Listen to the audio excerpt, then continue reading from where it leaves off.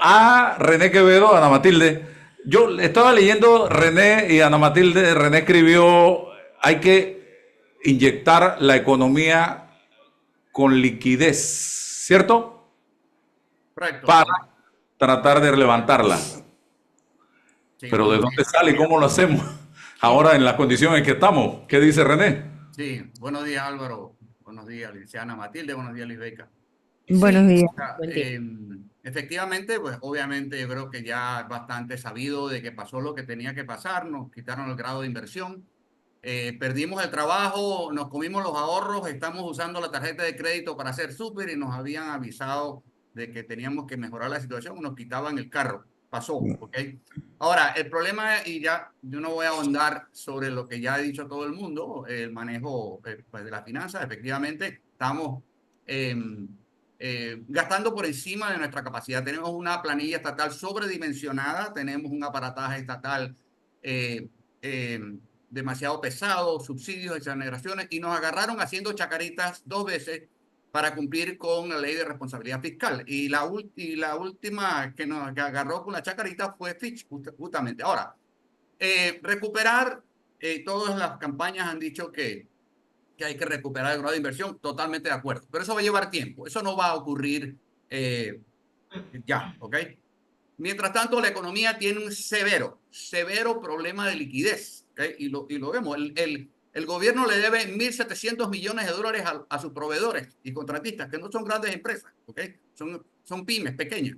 Aparte de esto, el nivel, o sea, los nuevos financiamientos del sector bancario al sector productivo nacional en el 2023 fueron 2.700 millones de dólares menos que en el 2019 porque no hay confianza, no hay solicitudes de crédito. Si yo no pienso que me va a ir bien en un negocio, lo último que voy a hacer es enredarme con un banco. Entonces, eso se tiene que atender ya. ¿Okay? Va a ser sumamente complicado generar empleo si no se le inyecta liquidez a la economía inmediata. ¿Okay? Y esto plantea dos cosas. Uno, que sea quien sea que gane, y una cuestión, yo ahora me voy a referir en un momento al informe de Fitch.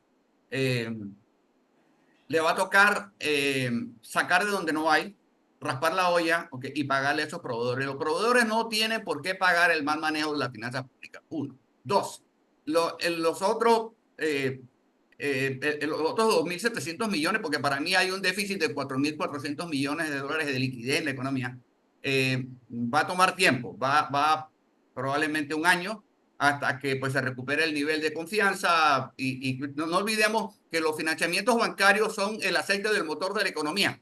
Obviamente vamos a tener más intereses por el tema del grado de inversión, pero eso tenemos que rescatarlo y eso, o sea, se piensa mucho y se ha hablado mucho del despilfarro, de la botella, etcétera, etcétera, de la inversión pública, lo cual es verdad. Sin embargo, históricamente la inversión privada es 6, 7 veces más que la pública, ¿ok? Por cada dólar que invierte el Estado, el sector privado invierte 5, 6, 7, ¿ok? Entonces, yo creo que desde ese punto de vista tenemos que hacerlo y tenemos que ser realistas, ¿ok? O sea, el mundo cambió, no estamos en el mismo el país que teníamos al inicio de esta administración, ciertamente no tenemos el mismo país que teníamos en el 2019 ni 2014. Eh, hay un tema, y escuchando un poco lo que decía Dimitri, y con mucho respeto, obviamente nos han, el informe de Fitch fue muy claro, eh, pero yo quiero rescatar una cosa. Obviamente el tema de la mina fue la gota que derramó el vaso o sea, si está en el informe, ¿para qué lo vamos a negar? Y leo textualmente, dice en su primera frase, la rebaja de la calificación de Panamá a BB+, ¿okay? Refleja desafíos fiscales y de gobernanza que se han visto agravados por los acontecimientos que rodearon el cierre de la mina más grande del país. ¿Okay? Luego, al final de ese primer párrafo, dice, el cierre de la mina de cobre de Minera Panamá complica aún más las perspectivas fiscales y pone de relieve los crecientes desafíos de gobernanza, en opinión de Fitch. Eh, para mí, insisto, a mí no me sorprendió. Para mí la pérdida del grado de inversión era inminente por todos los temas, efectivamente. Era lógico que nosotros, nosotros somos una economía de informales y funcionarios financiada con plata prestada, porque vamos a estar claros, eso tarde o temprano iba a comenzar a reventar. Creo que es una medida preventiva que está tomando Fitch. Pero Bueno, la palabra gobernanza no ha sido suficientemente destacada en el informe de Fitch, que creo que para mí es lo más importante. Gane quien gane, le va a tocar gobernar con un país en contra. Y para mí creo que esa va a ser la clave del futuro. Así que yo creo Ana que Matilde, Sí, buenos días, Quevedo. los Sí. candidatos están siendo francos, están siendo sinceros, le están diciendo al país la verdad de cómo está la situación de las finanzas públicas y a lo que se van a tener que enfrentar, porque yo escucho cantidades, contenedores de promesas de cosas que cuestan muchísimo dinero, licenciada. ¿Y de dónde va a salir eso? Definitivamente que no todos están hablando con la verdad, ¿no? Y hay un panorama que ahora se complica un poquito más, en el que lo cierto que uno esperaría, y como siguiendo la línea de lo que ha planteado Quevedo, René Quevedo, se necesitará en el país que gobierne, para que pueda gobernar una persona que sea capaz, que tenga la capacidad de llamar a los consensos, porque observarás que la fractura que hay es en todos lados. De hecho, preocupa incluso que hay dando vuelta la posibilidad de que se reforme la ley del fondo de ahorro. No sé si sí, René Quevedo ha estado escuchando esto. sí, Sí, Y, hay una hay- reforma planteada. y es una preocupación porque uno no sabe bien si la reforma viene en la línea de meterle la mano ya en la recta final de un proceso electoral, o de incluso dejar ataduras para el próximo gobierno en una situación inesperada. Es importante quiénes van a llegar a la asamblea, sí, pero también es importante que quien llegue a la presidencia tenga la capacidad de generar los consensos de manera serena para poder llamar a las mejores mentes del país, y no a aquellos que se la han pasado haciendo campaña diciendo yo soy el bueno y todos los que están afuera de aquí son los corruptos, porque entonces ¿con quién va a gobernar? Porque si eso es así, solo va a gobernar con su pequeño universo, entonces eso también es clientelismo. Entonces, ¿de qué estamos hablando? Y yo sí creo que es una situación difícil. Yo sumaría a lo que ha planteado Quevedo el hecho de que también esta pérdida del grado de inversión trae otras consecuencias en el sistema que la van a padecer mayormente, la vamos a padecer mayormente la clase media. Eso es definitivo. así es. Porque esa reforma fiscal que se debe venir, a quienes primero va a agarrar es a los que pagamos impuestos, no a los evasores, que es una propuesta concreta que debían darnos los candidatos, pero ya lo he explicado aquí en otras oportunidades, ningún asesor le va a permitir a un candidato hablar con la verdad de la reforma fiscal, o que tiene que darse, que no solo es aumentar impuestos, porque eso, una reforma integral, una reforma fiscal integral no solamente es tema tributario, o sea, no es solamente aumentar impuestos, es también cerrar los espacios por donde se está fugando toda esa evasión que está calculada en Panamá altísima, y la otra fuga que tiene, que es el alto costo de la corrupción, una gran cantidad de burocracia. Mira, nada más para traer un ejemplo, mira cómo están las filas hoy de las madres buscando las becas para sus hijos en el IFARU. O sea, mucha burocracia. ¿Por qué? Porque hay gente nombrada de más. Hay duplicidad de funciones en las instituciones. En los últimos 6 meses se han dado nombramientos. El gobierno empieza a nombrar. Muy irresponsable. Muy irresponsablemente. Entonces la gente llega a las instituciones y no tiene funciones. Pero en la autoridad no de saben tránsito, qué hacer. En la autoridad de tránsito están contratando una empresa para que haga la Para que vaya a gestión de cobrar, cobro. que también es un absurdo, se fuga plata, también la tercerización de la prestación de los servicios, y el cobro es parte de ese servicio. Entonces, decía que hay que sumar algo que también se viene, y es el aumento del crédito.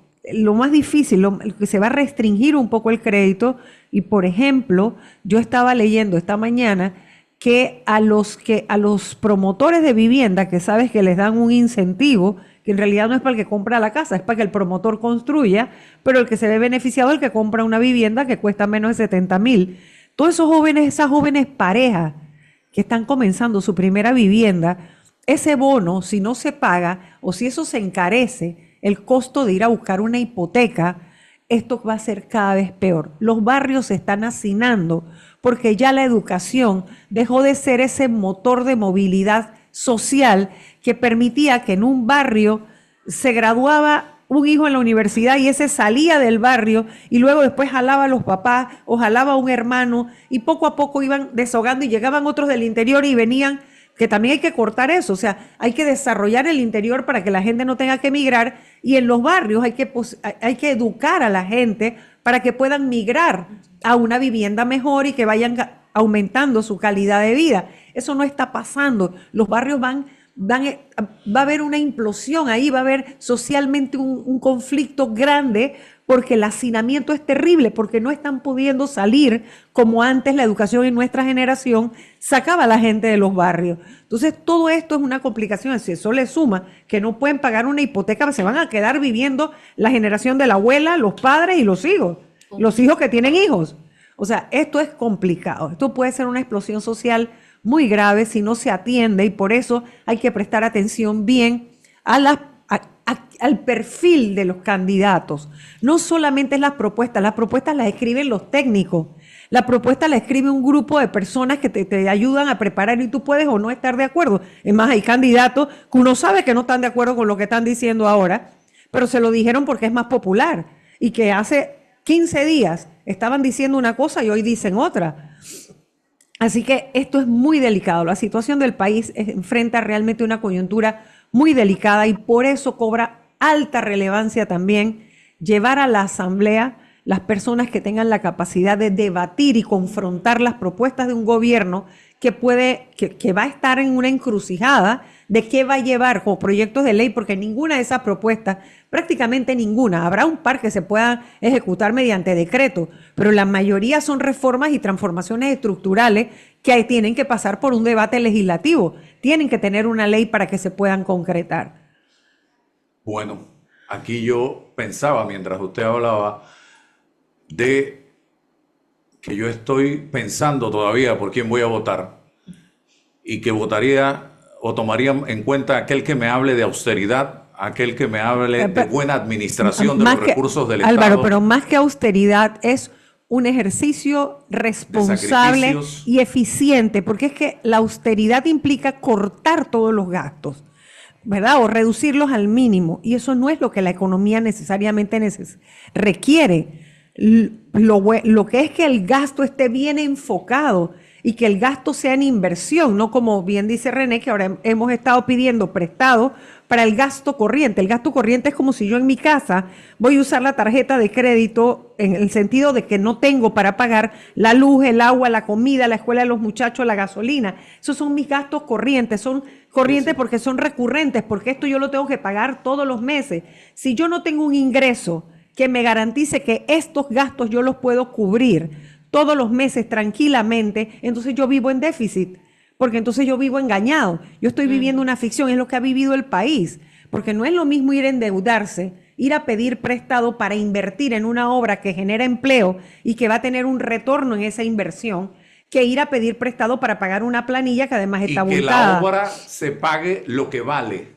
Bueno, es que también los sobrecostos que vimos, estos que vimos nosotros en el que ahora se les quiere olvidar, que está en la evidencia en todos los casos judiciales, ha quedado demostrado que en el gobierno de Ricardo Martinelli y en el de Varela tampoco se quiso cambiar la ley de contrataciones públicas como debía ser, precisamente para seguir contratando con las mismas empresas. Bueno, lo acaba de explicar Dimitri. No solo era que le caían como una forma mafiosa a todo el que tenía una empresa para que pagara un porcentaje que ya también está aprobado. Era también tercerizar para generar negocio en toda gestión pública que había que hacer. Y cada obra, cada necesidad pública se convirtió en una forma de negocio. Hacer para robar. Porque no robar nos costaba 2 y 3 veces lo que debía. Voy a hacer, buscaban la manera de... Claro, voy a hacer algo para robar. Porque los negocios, porque las obras públicas se convirtieron, siempre ha sido el botín más grande, ha sido el negocio más lucrativo. Yo tengo una pregunta para don Quevedo.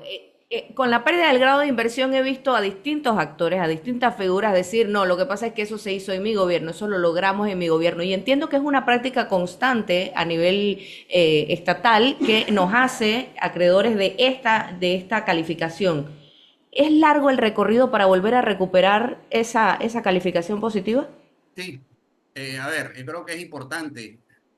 Los problemas estructurales, a ver, yo creo que ha habido mucho debate alrededor del tema de la mina. La mina fue el detonante, pues no realmente, ahí había ya, fue el detonante más no el polvorín. O sea, si leemos el informe, yo recomiendo que se lea. Hemos vivido digamos, un periodo de despilfarro. Miren, nuestra economía perdió competitividad, ¿ok? Y si vemos lo que ha pasado desde 2019 para acá, ¿ok? Perdimos 20.000 empleos del sector privado, agregamos 36.000 funcionarios, ¿ok?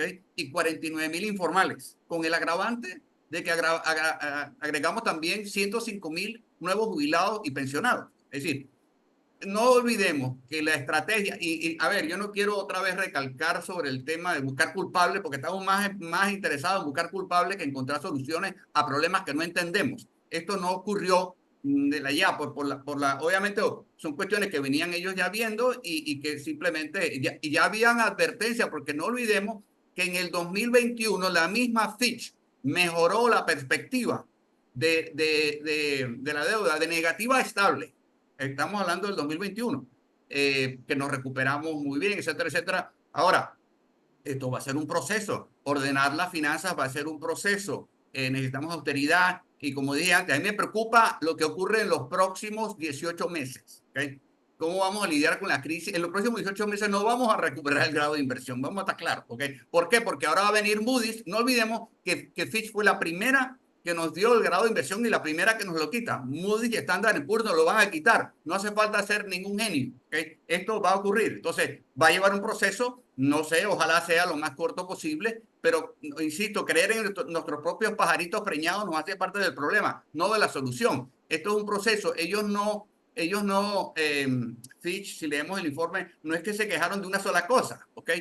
Fue detonado por todo el tema. No es unicausal. Sí, correcto. Entonces, ahora, para mí, insisto, dentro de todo esto y aparte de todo lo que se ha dicho en los medios, porque obviamente estamos muy preocupados, como dije, más preocupados de buscar culpables que buscar soluciones. Para mí, lo que no se está dejando, y es un poco lo que hemos venido hablando, es las veces realmente perdimos, y esto ya venía en deterioro la gobernabilidad del país. Ayer tuvimos gente cerrando calles por el tema de la mina. ¿Okay? O sea, que obviamente, ¿qué seguridad jurídica le puede prometer un gobierno, o puede prometer un gobierno que es incapaz de abrir la calle? Entonces creo René, que... no sé si usted opina igual, pero esa parte del aspecto de la gobernanza, las señales que mande en los primeros días de gestión el próximo gobierno va a ser importante para retardar o incluso impedir que las otras dos calificadoras, Standard & Poor's y Moody's, como usted bien señala, aceleraran ese proceso de descalificación. Así es, Lo cual, obviamente, uno tiene también sus reservas respecto a las calificadoras, pero definitivamente el sistema capitalista funciona así.